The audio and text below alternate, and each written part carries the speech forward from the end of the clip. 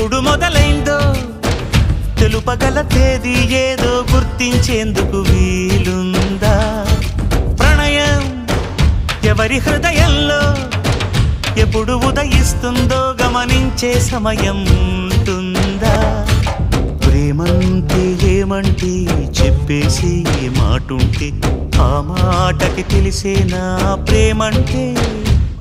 అది చరితలు సైతం చదవని వైనం, కవితలు సైతం పలకని భావం, సరిగమలెరుగని మధురిమ ప్రేమంటే.